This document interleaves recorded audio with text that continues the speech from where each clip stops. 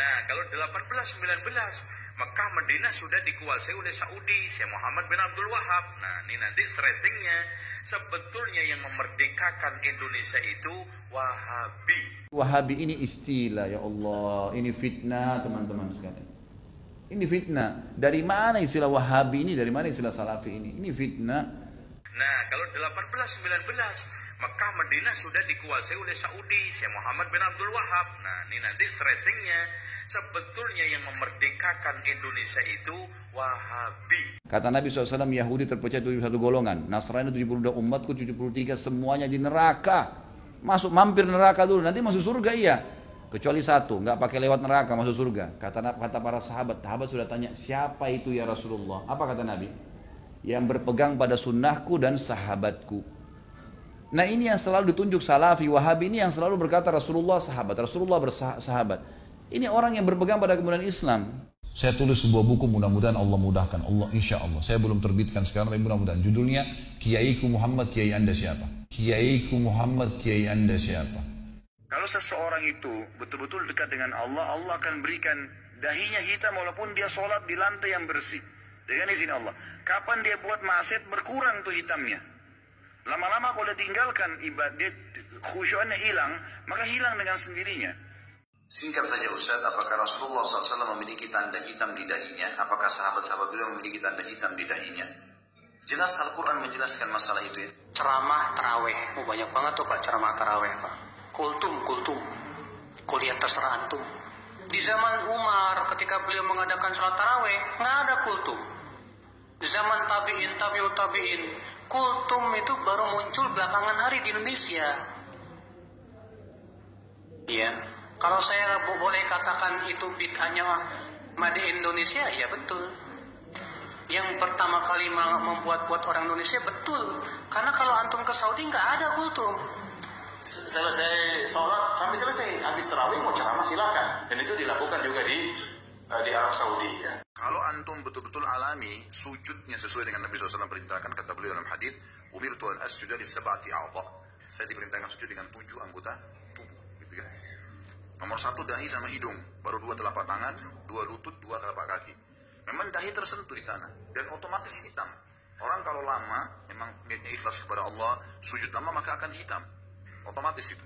Ya, itu otomatis, maka ini adalah simbol.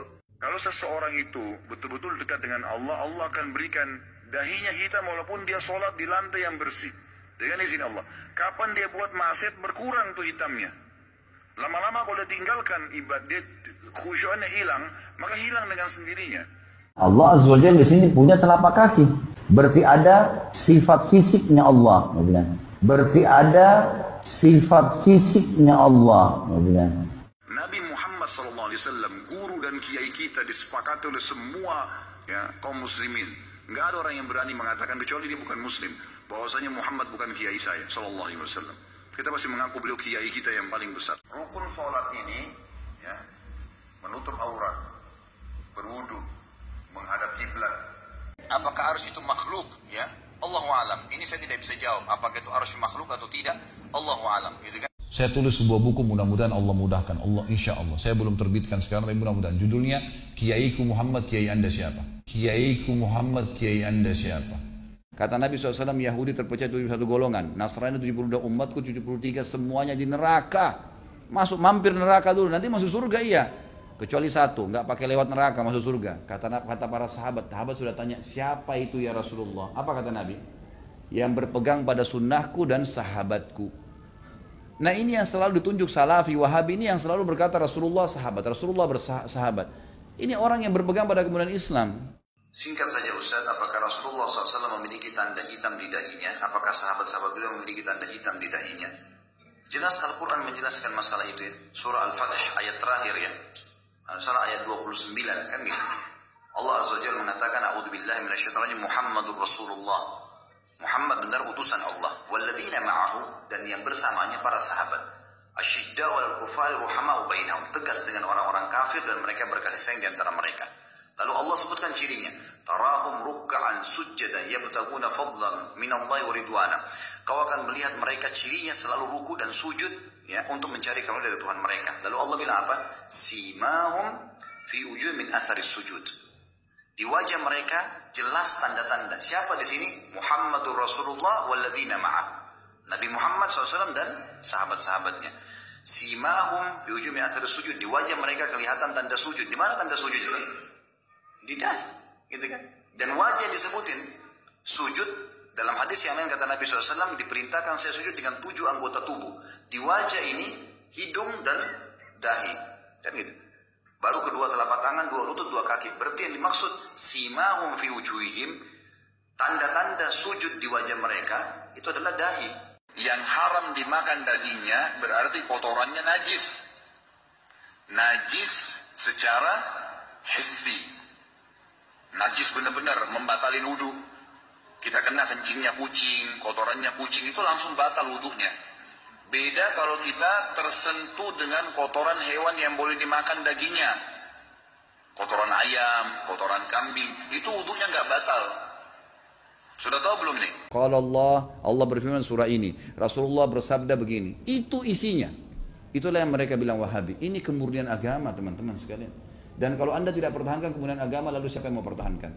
Ketika berwudu ada orang pada saat membasuh kepalanya dia hanya membasuh di keningnya saja. Apa sah sholatnya? Setahu saya sah saja, karena membasuh kepala bagian daripada sunnah, ya, bagian daripada sunnah. Yang merupakan rukun wudu itu adalah wajah dan tangan sampai siku. Sebagaimana kalau kita tayammum, ya, yang lainnya sifatnya itu sunnah muakkad. Nah, kalau 18-19 Mekah Madinah sudah dikuasai oleh Saudi, Syekh Muhammad bin Abdul Wahab. Nah, ini nanti stressingnya.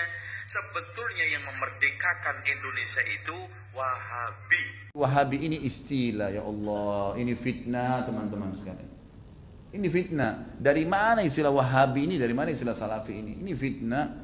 Nah, kalau 18-19 Mekah Madinah sudah dikuasai oleh Saudi, Syekh Muhammad bin Abdul Wahab. Nah, ini nanti stressingnya. Sebetulnya yang memerdekakan Indonesia itu Wahabi. Kata Nabi SAW, Yahudi terpecah 71 golongan, Nasrani 72, umatku 73, semuanya di neraka.